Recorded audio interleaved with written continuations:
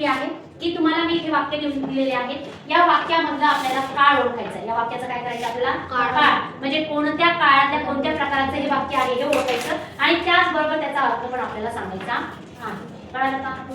आता काळ ओळखताना तुम्हाला काय बघायचंय? फक्त त्या काळामध्ये हेल्पिंग वर्ब कोणता आलेला आहे आणि क्रियापदाचं कितवं रूप आहे किंवा क्रियापदाला आयएनजी लागलेला आहे काय एवढं बघायचं आणि त्याच्यावरून तुम्हाला काळ ओळखता येणार आहे. आता पहिलं जे सेंटेन्स आहे मी सांगते, त्याच्यानंतरचे बाकीचे सेंटेन्स तुम्ही काढले. कळलं का? बघा इथे पहिलं वाक्य कोण वाचतं? चल स्टँड अप. मला वाच वाक्य. I will go to village with my father. हां. I will go to village with my father. Very good. कसा खाली? आता या काळामध्ये मी सांगते आता मला हे काळ कोणत्या काळातलं वाक्य हे ओळखायचं. मग त्यासाठी आपण काय बघणार आहे? आधी सब्जेक्ट कोणता आहे? सब्जेक्ट सांगा. I. हां. आता याच्यामध्ये क्रियापद कोणता? गो. हां. आणि मग हेल्पिंग वर्ब कोणता आलेला आहे? Will. ज्याला आपण हेल्पिंग वर्ब म्हणतो. म्हणजे सब्जेक्ट लक्षात आलं का तुम्हाला? मग सब्जेक्ट जो क्रियापद आहे क्रियापदाचं कितवं रूप आलेलं आहे याच्यात? Verb one. व्हेरी. आता बाकीचं काय राहिलेलं आहे मग? ऑब्जेक्ट. हा पूर्ण काय आहे? Object. हा सगळा ऑब्जेक्ट. एवढं क्लिअर झालं का? मग आता आपल्याला वाक्य जर ओळखायचं असेल तर मी काय सांगितलं? क्रियापद कोणतं आहे ते बघायचं आणि क्रियापदाच्या आधी आलेला आहे का काही किंवा क्रियापदाला आयएनजी लागलेली का एवढंच बघायचं. मग आता याच्यामध्ये विल कोणत्या काळात वापरतात? सगळ्यात सोपं. विल कोणत्या काळात वापरतात?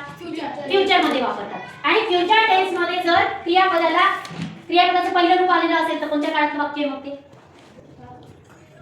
पहिलं रूप. हा फ्युचर टेन्स आहे पण कोणता काळ आहे फ्युचर टेन्स?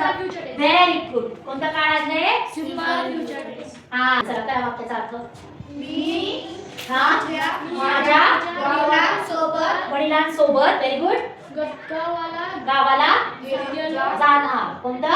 जाणार. मी माझ्या वडिलांसोबत गावाला जाणार. लिहा. चल. मी माझ्या वडिलांसोबत गावाला जाणार.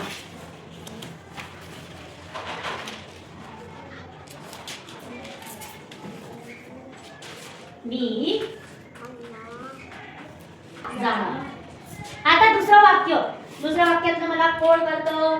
चला कम हियर. Come here. एक सांग. आय. सब्जेक्ट कोणता आहे?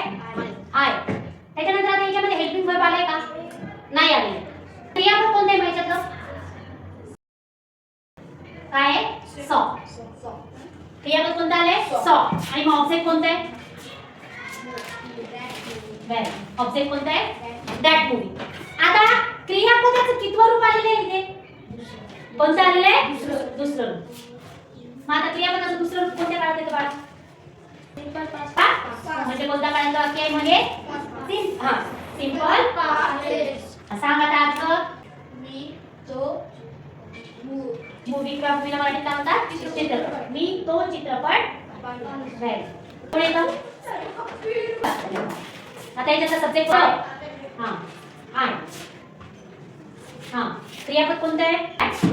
काय आहे? गोइंग. हां चल. हे क्रियापद आहे. क्रियापदाला काय लागले आहे? हां प्लस आयएनजी. आयएनजी कोणत्या प्रकारात लागतं? वेल. कशात लागतं? कंटिन्युअस मध्ये लागतं. आधी आयएनजी कंटिन्युअस. मग आता त्याच्या आधी एम आलेले आहे. एम कोणत्या काळात येतं? कोणत्या काळात येतं? एम कोणत्या याच्यात येतं? प्रेझेंट मध्ये. Very good. मग आता प्रेझेंट कोणता? कंटिन्युअस. मग प्रेझेंट कंटिन्युअस टेन्स. कोणत्या काळाचं वाक्य आहे हे? Present continuous tense. Progressive tense. कळलं का? कंटिन्युअस च्या ऐवजी प्रोग्रेसिव्ह. हां आता सांगा. मी मित्रासोबत जात आहे. कुठे? शाळेत जात आहे. शाळेत जात आहे. व्हेरी टाळा.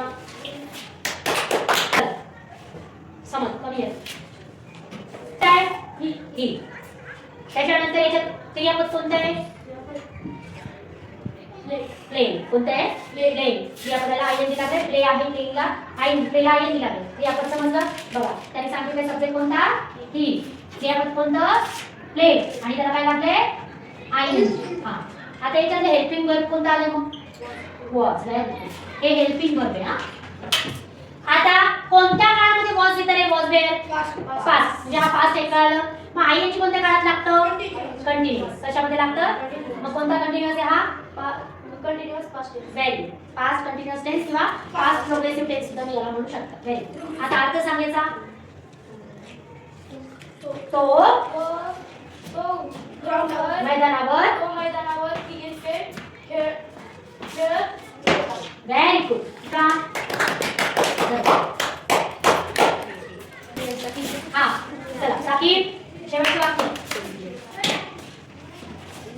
सांगायचं का सब्जेक्ट माझी आई अपूर्ण सब्जेक्ट आहे आता याच्यामध्ये क्रियापद कोणते मेक आणि त्याला काय लागले आय क्रियापदाला प्लस आय आपल्याला ओळखायचं की हेल्पिंग वर्ब जे आलेले आहे ते कोणते आलेले हॅज बीन आता कोणत्या काळात हॅज बीन लागतं रे हा कोणत्या याच्यात present perfect continuous tense. Very good present perfect continuous tense आता अर्थ सांगा माझी आई हा